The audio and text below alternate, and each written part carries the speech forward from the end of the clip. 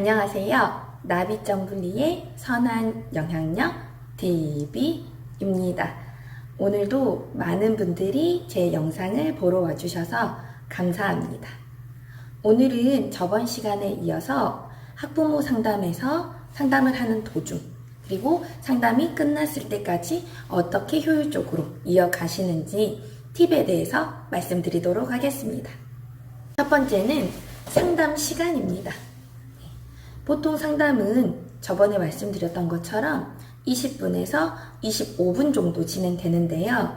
상담을 하다 보면 아이의 양육관이라든지 또 아이하고 있었던 과거에 있었던 일 또는 아이의 그런 출생에 관한 이야기 등을 듣다 보면은 1시간이 넘을 때가 있어요. 그럴 때는 너무 시간이 길어지면 다음 학부모님, 기다리는 학부모님도 계시고 또 학부모님과 또 교사에게도 부담이 될 수가 있어요. 그래서 그 시간을 20분에서 25분을 하시는 게 가장 좋은데, 그렇게 하기 위해서는 교실이나 상담실에 있는 시계가 부모님이나 선생님이 좀 잘 보이는 곳에 놔두시고 그 시간을 조금 시계를 볼 수 있게끔, 그래서 상담을 마무리하는 과정에서 좀 시간을 확인할 수 있게끔 하시는 게 좋아요. 또는 핸드폰 알람을 20분에서 25분 정도 설정해 놓으시고 진동으로 좀 울릴 수 있도록 하시면은 상담 시간을 조금 효율적으로 쓰실 수가 있습니다. 두 번째는 선생님들이 미리 준비해 놓으신 아이들 포트폴리오, 아이들 작품, 그리고 아이 사전 상담 설문지, 또 입학 원서, 이런 것들을 선생님들이 미리 책상에다가 준비를 해 놓으시면 상담하시는데 도움이 훨씬 많이 됩니다. 그리고 학부모님께서 들어오셨을 때는 선생님들이 또 어때요? 상담하기 전에 엄청 긴장되시죠? 학부모님들도 마찬가지일 거예요. 그래서 조금 마음이 진정되는 음악, 유튜브에서 검색하셔서 조금 틀어주셔도 좋고요. 또는 좀 차분한 클래식을 배경음악으로 좀 깔아놓으시면 좋으실 것 같아요. 그래서 저는 항상 상담할 때 노트북이나 태블릿 PC를 상담실에다가 갖다 놓거든요. 그래서 아이들 그때 제가 사전 영상에서 설명을 해드렸던 것처럼 아이들 영상이나 또 사진 자료를 보여드릴 수 있게끔 그러한 컴퓨터, 노트북, 태블릿 PC를 준비해 놓는데, 그걸 통해서 노래를 틀어주실 수도 있고 아니면 핸드폰으로 음악을 잠깐 틀어주실 수도 있을 것 같아요. 세 번째는 의자 배치입니다. 사람마다 사람과 사람 사이의 거리, 너무 가까워도 부담스럽고요, 너무 멀어도 조금 거리감이 느껴져요. 그래서 사람과 사람 간의 거리는 45cm 정도가 적당하다고 합니다. 그래서 학부모님께서는 어떤 학부모님은 어때요? 마주 보는 걸 좋아하시는 학부모님이 있을 수도 있고요. 어떤 학부모님은 대각선으로 앉아서 이야기하시는 걸 좋아하실 수가 있어요. 그래서 선생님들이 의자를 배치하실 때 선생님 의자 있고 그 맞은편에 의자 하나 놔두시고요. 그 다음에 선생님 옆에 의자 하나 놔두시면 좋을 것 같아요. 그래서 학부모님께서 본인이 느끼기에 편안한 자리에 여기 마주보는 자리에 앉으셔도 되고 또 옆에 앉으셔도, 대각선으로 앉으셔도 된다고 말씀해 주시고 선택해서 앉으실 수 있게 해주시면 좋을 것 같습니다.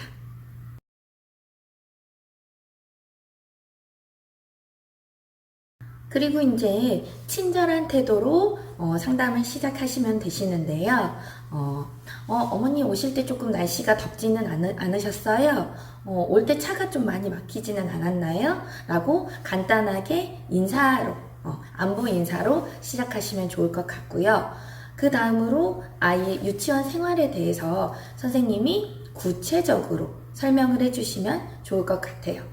예를 들어서 오늘 우리 두준이는 상자놀이를 했는데, 상자놀이를 할 때 상자로 이렇게 경사면을 만들었는데 처음에는 인형을 올려봤는데 인형이 생각보다 미끄럼틀을 잘 내려오지 않아서 그 다음에는 자동차를 올려봤더니 자동차가 쑥 내려가는 것을 보고 그것을 좋아해서 바퀴가 굴러가는 그러한 과정들을 재밌어하고 즐거워하면서 오늘 놀이를 했어요.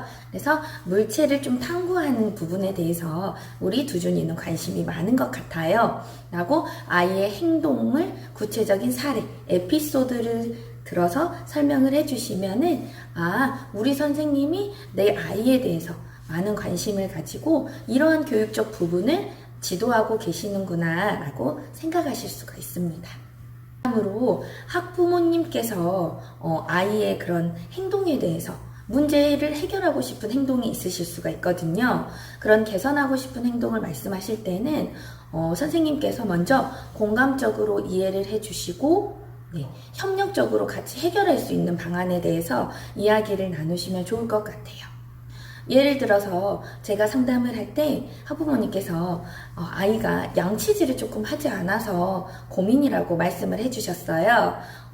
그래서 자꾸 아이가 양치질을 하지 않다 보니까 치과에 자주 가게 되고 아이한테는 계속 양치질을 하라고 이야기를 하다 보니까 어때요? 잔소리를 계속 하게 된다. 너무너무 고민이다 라고 이야기를 해주셨거든요. 그래서 그러한 이야기를 들었을 때는 어머니 우리 두준이가 양치질을 하지 않아서 너무너무 속상하셨겠어요. 그래서 어떤 방법이 있을까 고민이 많이 되셨을 것 같아요. 라면서 공감적으로 먼저 이해를 해주셔야 돼요. 그 다음으로는 구체적인 해결 방법 한두 가지 정도를 안내해 주시면 좋은데 그거는 또 학부모님이 고민을 사전 설문지에 쓰셨을 수도 있거든요. 그럴 때는 미리 선생님께서 사전 설문지를 읽어보시고 어떤 방법으로 해결하면 좋을까 좀 미리 알아보시면 도움이 되실 것 같아요. 그래서 저 같은 경우는 두 가지 방법 정도를 제안을 해드렸는데 첫 번째는 아이가 양치질에 대해서 계속 이가 썩으니까 닦아라 라고 이야기하는 것은 아이하고 직접 와닿지가 않아서 잘 지켜지지 않을 수가 있어요. 그럴 때는 그림책, 동화책을 활용해서 아이하고 접해보시면 좋은데 치카치카 군단과 충치왕국이라는 재밌는 동화책이 있어요.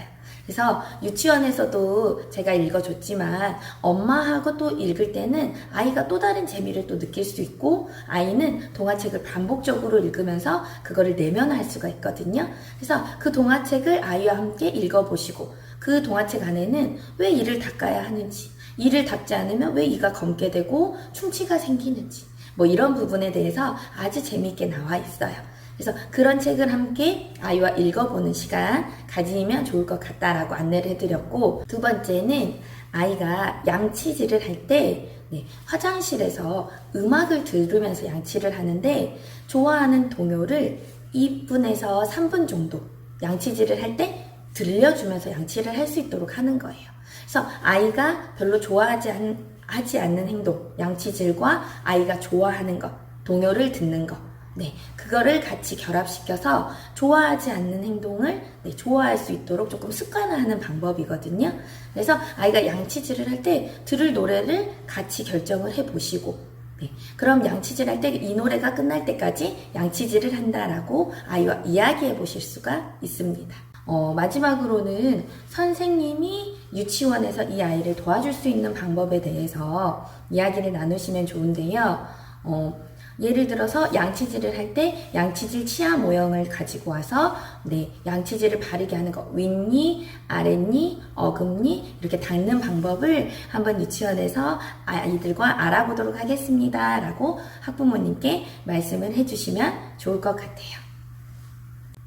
이 밖에도 부모님들이 궁금해하시는 행동들이 있어요. 예를 들어서 손톱을 물어뜯는다든지 부모와 떨어지는 것을 힘들어한다든지 동생이 태어난 뒤로 어리광이 심해졌다든지 울음을 통해 모든 것을 다 얻으려는 행동을 한다든지 또 말이 늦거나 발음이 조금 부정확한 경우 사소한 일에 짜증을 내는 경우 고집을 부리는 행동, 스마트폰을 계속 보는 행동 이런 것들에 대해서 조금 지도 방법을 선생님들이 이렇게 정리해가지고 가지고 계시면 나만의 또 매뉴얼이 생기는 거거든요. 그래서 그러한 것들을 좀 정리해 보시고 가지고 계시면 상담할 때 훨씬 유용할 팁으로 사용하실 수 있을 것 같아요. 네, 그런 팁은 이 책에도 설명이 되어 있고요. 제가 상세 설명 밑에 이 내용을 조금 정리를 해서 블로그에 조금 올려놓도록 하겠습니다. 상담하실 때 선생님들이 또 보시면 좋은 책이 하나 있어요. 이 책인데요.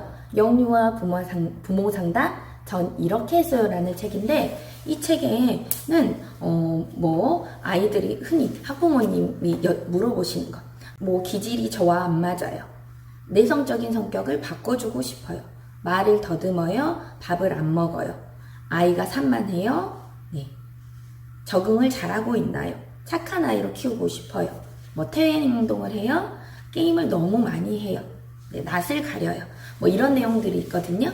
그래서 그런 고민하는 부분에 대해서 선생님들이 어떻게 대답하면 좋을지 여기에 다 지금 이렇게 한 면씩 정리가 되어 있거든요. 그래서 읽어보시고 학부모님과 면담할 때, 상담할 때 참고하시면 좋을 것 같아요. 이 책도 제가 상세 설명에 제목과 출판사 올려놓도록 하겠습니다. 건의하실 내용, 또 지도할 때 부탁하고 싶으실 내용 등을 여쭤보시고요. 네. 이렇게 아이의 상담을 위해서 와주셔서 감사하다고 이야기하시면서 상담을 마무리하시면 좋을 것 같아요. 지금까지 이제 상담을 하는 중간에 활용하실 수 있는 팁에 대해서 말씀을 드렸습니다. 네. 다음 시간에는 전화 상담, 요즘에 코로나로 인해서 전화 상담 많이 하시죠? 전화 상담 팁하고 그 다음에 상담을 마무리 지었을 때 나서 상담 후에 하실 수 있는 일들에 대해서 이야기 나누어 보겠습니다. 오늘 영상도 도움이 많이 되셨나요? 도움이 되셨다면 구독과 좋아요 눌러주세요. 다음 시간에 만나요. 안녕.